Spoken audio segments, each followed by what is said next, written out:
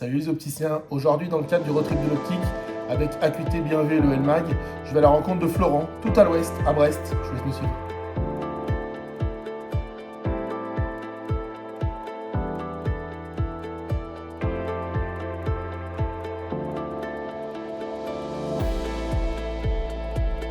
Salut Florent. Salut Maxime. Alors merci de nous recevoir ici à Landerneau. Donc là on est à côté de Brest. Tu as choisi de nous recevoir ici dans un salon d'un des restaurants que tu affectionnes particulièrement. Tout à fait. Est-ce que tu peux déjà, pour débuter, pour ceux qui ne te connaissent pas, te présenter qui tu es, quand est-ce que tu as eu ton diplôme, dans quelle école, Ok.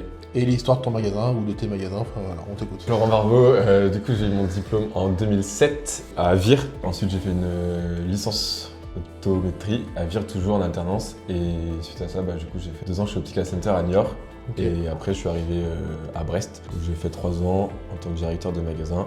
Et ensuite je me suis mis à mon compte magasin à l'Infolou à Landerneau. Voilà. Aujourd'hui, tu as... J'ai 2 magasins du coup, donc un à Landerneau et un à Morlaix. Alors la première question, c'est comment se porte l'activité en ce moment? L'activité est bonne en ce moment, on a pas mal de monde du coup sur les 2 magasins, donc c'est plutôt bon. Par rapport à N-1, comment tu Par rapport à N-1, sur Landerneau on fait plus 20% et sur Morlaix on fait moins 1%. Ok. Donc on peut dire que dans l'ensemble l'activité elle est quand même plutôt bonne, parce que, Ouais. Si on fait la moyenne on est quand même sur des Exactement. bonnes activités. L'idée c'est d'avoir ton point de vue sur le marché de l'optique, comment tu vis le marché, comment tu aimerais qu'il évolue potentiellement, en dézoomant de ton magasin, comment tu vois le marché de l'optique aujourd'hui, quel est le point fort du marché et le point faible du marché. On peut en avoir plusieurs, mais l'idée c'est de résumer ça. Le point fort de l'optique, c'est qu'en magasin, on a pas mal de tâches différentes à faire. Ouais.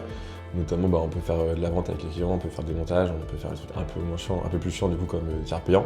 Mais dans l'ensemble, ça reste des activités qui sont diverses et qui permettent de ne pas avoir une routine de boulot, contrairement au travail d'usine ou de bureau où tu fais toujours la même chose. Bien sûr. Le point faible du Le point marché. faible, en ce moment, c'est vraiment les réseaux de soins qui nous imposent nos ventes et qui fait que on n'a pas le droit de vendre ce qu'on veut et au prix qu'on veut. Aujourd'hui, c'est quoi ta relation avec les réseaux de soins? Sur Landerneau, j'ai tous les réseaux et c'est vrai que du coup, on voit que sur la marge, ça baisse un petit peu ce qu'on veut faire, alors que sur Morlaix, je les ai pas tous et du coup, j'ai 5 points de marge en plus, quoi. Est-ce qu'on peut dire qu'aujourd'hui, tu as besoin des réseaux pour faire du chiffre, mais ça fait baisser ta marge? Tu vois, je rencontre pas mal de personnes, certains me disent j'ai pas besoin des réseaux, c'est une aberration, je m'en sors très bien sans. Aujourd'hui, toi, tu as 2 magasins, Ouais. un qui a des réseaux et l'autre Qui l'ai pas, qui n'en a pas. c'est ça. Et est-ce qu'on peut dire que là où il y a des réseaux, ça marche mieux? Là où il y a des réseaux, ça marche mieux, Ouais. du coup. Ouais. Ok. J'ai beaucoup plus de passages et au final, la marge reste quand même correcte malgré les réseaux, quoi. Donc aujourd'hui, c'est un point noir parce que ça t'oblige à faire ton métier comme tu l'aurais pas forcément fait initialement, mais à la fois, tu as quand même les réseaux parce Ça que... ramène quand même du monde. Ça Après, ramène. là, avec les nouveaux appels d'offres qui vont arriver, je pense que forcément la marge va encore baisser un peu plus et c'est là où ça risque d'être compliqué sur Ok. les années à venir, quoi. Est-ce qu'actuellement, tu rencontres des difficultés? Un peu de difficulté de recrutement. Ouais. Là, des opticiens diplômés, j'ai eu une démission qui est partie pour travailler dans un cabinet d'ophtalmo. Et ça fait déjà 3 mois et demi que je cherche. Et en 3 mois et demi, j'ai eu qu'un CV d'opticien, quoi. D'accord. Voilà, donc c'est hyper compliqué Ok. de trouver. Donc du coup, j'ai embauché 2 personnes non diplômées Ok. que j'ai formées via Pôle emploi. En termes de recrutement, justement, quand tu as un CV comme ça, tu es plutôt de la partie de te dire bon, il est pas bon, je le prends pas. Ou alors, de toute façon, je prends parce qu'il y a que ça. C'est quoi ton... Non, s'il est pas bon, je le prends pas. Ouais, c'est ça. Ouais, Donc, ouais. même si t'as qu'un CV, tu restes quand même attentif à... Ouais, je reste quand même à ce que objectif t'as- et je préfère galérer pendant 2 mois avec mes effectifs actuels plutôt que d'en prendre un où Ouais. tu dois passer derrière lui non-stop et qu'au final tu fais 2 fois le travail, Ok. donc c'est presque pire, quoi. C'est quoi tes méthodes de recrutement? J'utilise du coup les réseaux, tout ce qui est Acuité déjà, LinkedIn et pas mal avec mes réseaux locaux, on va dire, Facebook et Instagram. Où là j'avais réussi à embaucher 2 personnes du coup la fois d'avant, donc il y a 2 ans quand j'avais recruté, j'avais eu 2 d'un coup. Ok. J'avais pris les 2. Est-ce que tu as mis ces derniers, depuis que tu as tes magasins, quelque chose en place que tu qualifierais d'innovant? Est-ce que tu te dis, tiens, j'ai fait ça, ah ouais, ça a quand même changé notre façon de travailler? Le truc qu'on fait et que les gens aiment bien, c'est passer un petit coup de fil après chaque livraison pour Ouais. savoir justement le ressenti des clients. Est-ce Combien de qu'ils- temps après? En général, on essaie de le faire sous 15 jours Ouais. et quand on est un peu débordé, ça arrive jusqu'à fasse un mois, mais les gens sont hyper contents, même très surpris. Et en fait, ça évite qu'on a déjà eu le cas où j'ai récupéré des clients d'autres magasins qui m'ont dit en fait, je vais pas dans mes lunettes, mais je suis pas retourné les voir. Je dis non, c'est pas le but, tu vois. Et donc c'est pour ça Ils qu'on osent appelle pas, tout le c'est monde. ça? Ouais, ils osent pas en fait. D'accord. Et donc comme ça, au moins, on sait que nos clients, même s'ils osent pas, on aura quand même l'info, quoi. Si tu gères aujourd'hui un magasin où il y a 10 collaborateurs, quelle est selon toi la répartition idéale entre diplômés et non diplômés? Je pense qu'il faudrait qu'on ait 2/3 de diplômés et 1/3 de non-diplômés. Ouais, pourquoi? Pour pouvoir déjà gérer sur les horaires d'ouverture, parce qu'on a toujours pas le droit d'avoir de non-diplômés uniquement au magasin. Ouais. Et mine de rien, pour faire tout ce qui est examen de vue, contrôle de lentilles ou autres, les non-diplômés peuvent pas le faire, donc je pense que c'est quand même bien d'avoir des diplômés. 2/3 de diplômés, 1/3 de non-diplômés. Ouais, parce que là, tu vois, je vois avec les non-diplômés que j'ai, t'as toujours des moments où ils vont te poser des questions parce qu'ils sont pas sûrs d'eux, parce qu'il y a toujours un truc qu'ils vont pas savoir. Et donc, d'un point de vue technique, diplômé, c'est quand même important. C'est quand même limité. Ok. Ouais. Quel est ton avis sur la formation aujourd'hui? La formation qui est dispensée par les écoles d'optique? Formation technique très bien, formation pratique presque zéro quoi. Okay. Parce qu'ils sortent de là, ils savent pas faire une vente en fait. C'est quand même la chose la plus importante qu'on fait en magasin, c'est les ventes. Donc je pense qu'il manque un peu de formation commerciale. Toi, quand tu es sorti de BTS, t'estimais être un bon technicien, ouais, mais pas forcément un bon vendeur. J'avais plein de connaissances, mais en fait quand en magasin, j'utilise pas, tu vois, genre la contingence. Combien de fois t'en as parlé? Tu n'utilises pas la contingence? Non. D'accord. Okay. Le nombre d'âmes? Non plus. Qu'est-ce qu'il faudrait faire selon toi? Il faudrait rajouter des modules de vente, ou est-ce qu'il faudrait revoir tout le diplôme? Voilà, c'est quoi ta vision? Je pense qu'il faudrait rajouter des modules de vente. Parce qu'après, toute la partie technique, c'est quand même bien de le savoir, même si elle ne sert pas tout le temps, il y a toujours un moment où ça va te servir de le savoir. Mais pour les 3/4, je pense que rajouter peut-être en deuxième année, du coup, un peu de formation, vente, ce serait vraiment bien, quoi. Demain, tu es nommé ministre de la Santé. Ok. Qu'est-ce que t'en penses déjà? Ouais, merci. Merci pour le soutien. Franchement, bravo, félicitations. Tu as donc le pouvoir de réformer l'optique. Ouais. Quelle est la première mesure que tu prends? La réforme, le truc qui change la donne de l'optique. Si tu peux tout faire. Il n'y a pas de question de budget, il n'y a pas de question de vote, on s'en fout, tu peux tout faire. Déjà, j'autoriserais les opticiens à faire des ordonnances. Ouais. Pour tout, catégorie 16-45 ans, où on sait que on gère pas de cas compliqués et que normalement, le magasin, on n'est pas bête et que quand c'est un cas compliqué, on sait les référer à l'ophtalmo, quoi. Et mine de rien, pour dégorger le système de santé et les déserts médicaux, ce serait une bonne mesure à mettre en place. Qu'est-ce que tu penses de la téléophtalmologie? En soi, c'est pas mal. Il y a quand même quelques ophtalmos qui sont là et c'est dommage de les court-circuiter, quoi.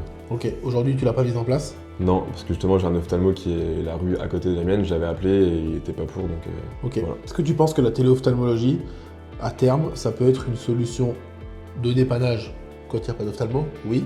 Enfin, j'imagine. Tout à fait. Toi, aujourd'hui, tu as un magasin qui est à côté d'un ophtalmo. Est-ce que tu penses que demain, si tu installes une cabine de téléophtalmo, même si ton ophtalmo à côté il prend rapidement, il y aura des clients, patients, qui viendront quand même chez toi faire leur consultation d'ophta, même s'ils peuvent avoir un rendez-vous ailleurs. Est-ce que tu penses que c'est une autre façon de consommer? Je donne un exemple, quand tu vas faire des courses en magasin, tu vas faire des courses avec ton caddie, mais tu peux aussi faire un drive. C'est le même magasin, mais tu as deux façons de consommer. Ouais, est-ce que tu penses que ça peut évoluer comme ça? Je pense que oui, parce que les gens ils aiment de moins en moins faire du trajet en voiture et circuler, et ils aiment bien avoir tout au même endroit, donc ils sont contents de pouvoir tout faire sur le même point de vente, quoi. Et du coup, le frein de l'ophtalmo que tu as aujourd'hui, est-ce que tu penses qu'un jour il peut sauter en disant c'est bon, on a tous compris que c'était des clients différents. Voilà. Est-ce que tu penses que ça, c'est parce que c'est le début? Je pense qu'il peut réussir à sauter dans le temps, ouais. Parce que de plus en plus, de toute façon, même les ophtalmos eux-mêmes, ils font de la téléconsultation dans leur cabinet, donc je pense qu'il n'y a pas de raison que nous, on ne le fasse pas aussi, quoi. On souhaite écrire, avec quelques personnes que je connais, et d'ailleurs, j'invite tous ceux qui ont participé au road trip à le faire, c'est ce que je demande à chaque fois, si c'est possible, si vous avez envie. On souhaite écrire un livre des best practices de l'opticien. Qu'est-ce qu'il faut faire, être, représenter pour être un bon opticien? Pour écrire ce livre, je prends la première mesure de chacun. On va écrire ça déjà. Pour toi, c'est quoi? Le plus important, c'est quand même de réussir à avoir tous les besoins de ton client et pas de se contenter de son premier besoin en mode il vient et il dit je vois pas de loin et du coup ok, on lui fait une carte de correction de myopie et puis voilà, quoi. D'accord. Sauf qu'en fait, il y a plein de détails à côté où tu te rends compte que si tu fais ta vente vite, ils vont revenir l'année d'après ou 6 mois après en disant finalement j'avais besoin aussi pour voir de près. J'avais besoin de lunettes pour faire du sport et c'est des questions que des fois quand on n'a pas le temps, on les pose pas en fait. Et ce qui fait que on passe à côté du besoin de notre client qui est quand même la priorité. Donc est-ce que la bonne pratique ce serait vraiment d'écouter son client, mais surtout de reformuler ce qu'il dit pour trouver la bonne... Enfin ça c'est l'écoute. Reformuler et voire même poser des questions parce que des fois tu as des clients qui sont hyper timides et qui vont pas te poser, ils vont filer, ils vont arriver, j'ai une ordonnance et point, quoi. Comment tu vois l'optique dans 10 ans? Pas comment tu aimerais voir le marché. Comment tu vois des évolutions dans 10 ans? Qu'est-ce qui va se passer dans 10 ans qui sera nouveau par rapport à aujourd'hui? Je pense qu'il y aura beaucoup plus de ventes sur Internet. Parce que je vois des applications qui se développent, notamment sur tout ce qui est prise de mesure en ligne et visagisme en ligne, où tu as des essais virtuels qui sont hyper bien faits. Et je pense que d'ici 10 ans, ce sera hyper bien développé. Et je pense que de chez eux, ils pourront presque cliquer et faire la vente, quoi. Et aujourd'hui, ça marche pas très bien, ça? Non. Et puis qu'est-ce qui ferait que ça marche mieux demain? Justement, les nouvelles technologies qui arrivent où on arrive vraiment à faire des beaux visuels, et parce que là, on a une photo dégueulasse avec la monture qui pose à moitié sur les branches, sur les... Ouais, un peu comme ça, on s'est super Ouais, cool. c'est exactement. Et puis là, on se dit, ah, c'est celle-là qu'il vous faut, bah, bon courage quoi. Ouais. Que je pense que dans 10 ans, tout ça sera beaucoup plus facile, et je pense qu'on en fera quand même un Donc peu plus, quoi. Internet prendra plus de place. Ouais. D'autres points? J'espère que les réseaux de soins vont sauter d'ici là, et je pense que s'ils continuent à baisser les prix, je pense que tout le monde passeront, bah, comme là, j'ai vu qu'avec Calissa, ils avaient quasiment 2000 opticiens de moins que l'année d'avant, donc il y a moyen que... Tu seras toujours là dans 10 ans? Oui, je pense que je serai toujours dans les magasins. Ok. Des projets? Des projets, bah, je regarde pour me développer, ouais, et je pense avoir 4-5 magasins d'ici 10 ans, ce serait Génial. pas mal. C'est tout ce qu'on te souhaite. Est-ce que tu peux partager, si tu en as une anecdote qui a marqué ta carrière? J'en ai même deux. J'ai une cliente complètement tarée qui avait voulu nettoyer ses lunettes. Elle les avait mises dans son lave-vaisselle. Sauf qu'en fait, elles se sont collées à la résistance et elles ont cramé. Donc voilà, elle est arrivée comme ça avec ses montures mais complètement brûlées au milieu. Qu'est-ce qu'ils avaient fait? Elle m'a raconté, c'est énorme. Et j'ai eu un aussi client hyper sympa, un petit vieux en fait, qui avait pas d'ordo et qui s'en fichait de se faire rembourser par sa mutuelle quand j'ai commencé, donc j'avais un an d'expérience. Et il me dit, bah, je veux un examen de vue. Donc je lui dis, bah, légalement, sans ordonnance, j'ai pas trop à faire et tout. Mon manager me dit, bah, ceci, vas-y, de toute façon, il ira pas chez l'ophtalmo, donc c'est ça ou rien. Je lui fais son examen de vue, très content, il fait ses lunettes, et en fait, la livraison, il revient, et là, il me ramène un magnum de champagne. Il me dit, ah, tenez, vous avez été hyper sympa avec moi et tout. Ok. Donc il n'y a pas de remboursement. Pas de remboursement, Comme donc quoi, il le paye prix, tout c'est l'impôt, pas- et ouais. Pas le plus Et important. en plus, il fait un beau Excellent. McDom, donc ouais, hyper content, et bon souvenir. Excellent. L'opticien qui sort de BTS aujourd'hui, est-ce qu'il a évolué par rapport à il y a quelques années? Je pense qu'il est à peu près pareil, c'est juste qu'à l'époque, on va dire de nos parents, donc il y a 20-30 ans, bah, tu avais un opticien par ville et il devait savoir tout faire, quoi. Il devait savoir faire de la gestion et tout, et que là maintenant on a quand même des grandes chaînes qui nous font mâcher un peu le travail, et on n'a vraiment plus qu'à être entre guillemets vendeur, quoi. C'est-à-dire que la partie technique, vraiment opticien, elle a un peu disparu, quoi. Donc on est moins bon, on est peut-être meilleur en vente, mais On moins est meilleur bon en vente, mais techniquement. moins bon techniquement, ouais. Ok. On prend moins le temps de l'être, quoi. Je pense que c'est plus ça. Ok. Quel est ton avis sur les syndicats? Pas d'avis comme ça, on va dire que pour l'instant ça a l'air pas mal parce qu'ils ont l'air de quand même bouger un peu là-haut et d'essayer de mettre des réformes en place avec le gouvernement qui sont pour l'instant plutôt correctes. Donc on va dire que avis plutôt positif mais sans avoir trop regardé, quoi. Tu trouves que tu manques d'informations sur ce qu'ils font? Ouais, je trouve qu'on n'a pas beaucoup de retours. Si on te demandait, je sais pas, de participer à ça bénévolement, mais tu le ferais? Ouais, je pense que ce serait intéressant de le faire et je pense que c'est hyper constructif de donner son avis et de pouvoir aller défendre les idées des opticiens. Je pense qu'on a à peu près tous les mêmes idées, quelle que soit l'enseigne, donc je pense que ça vaut le coup, ouais. Tu as mis en place des choses dans la politique RSE? On essaye de faire un peu d'écologie, mais on va dire qu'on n'est pas forcément aidé, que ce soit par nos enseignes ou par nos fournisseurs. Notamment genre le truc tout bête, sur toutes nos montures, on reçoit des câbles de présentation qui servent pas à grand chose et qui sont pas recyclables, donc des choses qui est un peu dommage. C'est un sujet qui t'intéresse, que tu penses qu'il va prendre un peu de place à l'avenir? Ouais, je pense, et il faut que ça prenne de la place Ouais. parce que c'est quand même hyper important. Et du coup, t'attends quand même de l'aide de ton enseigne ou d'un syndicat ou d'un truc comme ça, c'est ça? Ouais, exactement. Ok. Si c'était à refaire ton parcours, tu referais tout pareil? Je referais tout pareil. En fait, je suis tombé par hasard chez Afflelou parce que je cherchais un magasin à acheter quand j'étais chez Optica Center. Et du coup, très bonne surprise et hyper content du développement. Et sur les deux magasins, ça marche. Donc franchement, très satisfait. Donc je referai la même chose. Mais c'est vrai que si on m'avait dit ça avant, j'aurais pas pensé avoir ce parcours-là, quoi. Ok. Donc tu referais tout pareil. Ouais. Tu attends quoi du road trip de l'optique? J'aimerais bien avoir l'expérience et le retour des autres opticiens qu'on n'a pas forcément. Déjà, entre Afflelou, on n'a pas toujours le retour des autres. Sauf avec les gens qu'on connaît bien, donc comme avec toi, on arrive à s'appeler, à avoir des nouvelles, mais avec les autres, pas plus que ça. Et puis, autre enseigne, on n'a pas forcément, quoi. Moi, j'ai un peu de retour avec Optique 2000 parce que tonton est opticien là-bas. Donc t'attends d'avoir le point de vue des autres, Ouais. comment ils vivent leur métier, enfin un peu le Ouais, but exactement, du savoir road est-ce trip, que c'est après comme nous ou est-ce qu'il y a des choses complètement différentes et puis est-ce qu'il y a des points positifs à prendre chez les uns ou points négatifs du moins à pas faire. Enfin, ouais. quoi. Ok. Est-ce qu'il y a un sujet dont on n'a pas parlé, que tu voudrais aborder sur le métier? J'ai un petit point en tant qu'opticien, je me suis fait opérer de la myopie. Vraiment très bon retour. Donc si vous avez des questions de vos clients, n'hésitez pas à les envoyer parce que franchement, moi ça fait 7 ans maintenant que je me suis fait opérer, j'ai plus aucune correction et je le porte très bien et franchement ça vaut le coup. Mais ça, est-ce que c'est pas se tirer une balle dans le pied que de dire ça? Je pense pas parce qu'on a tellement de clients que si t'en perds 3 ou 4 à l'année parce qu'ils sont fait opérer, quand ils sont contents, ils amèneront leur famille parce que tu les as bien conseillés et je pense que le positif que tu vas en gagner vaut plus que les 300 € que tu aurais perdu une fois tous les 2 ans, quoi. Ok Florent, est-ce que tu as un coup de gueule à passer face caméra? Ouais, un petit coup de gueule contre les ophtalmos du coup. Là j'ai eu 2 salariés qui sont partis chez les ophtalmos et en soi très bien pour elles. Sauf que j'ai appris que c'était un cabinet où c'était pas très réglementé et qu'en fait ils prennent des opticiens pour faire leur travail et normalement sur une semaine entière ils ont qu'un ophtalmo qui est présent une journée. Donc c'est pas très judicieux, sachant qu'en plus ce cabinet-là n'a pas été agrémenté auprès de la SACEM. Ouf, le message est passé. Est-ce que tu es prêt pour la série de questions-réponses du tac au tac? Ouais. C'est parti. Ray-Ban ou Persol? Ray-Ban. Atelier ou examen de vue?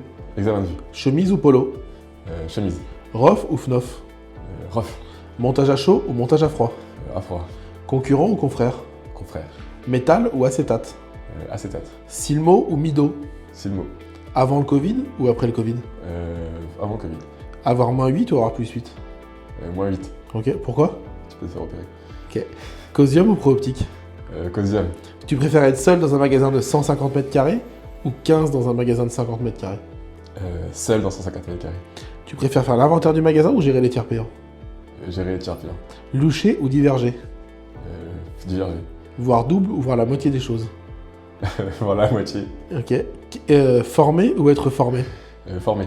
On dit un client ou un patient? Un client. Au revoir merci ou en vous remerciant? En vous remerciant. Tu préfères te planter un tournevis dans le doigt ou changer les plaquettes vertes?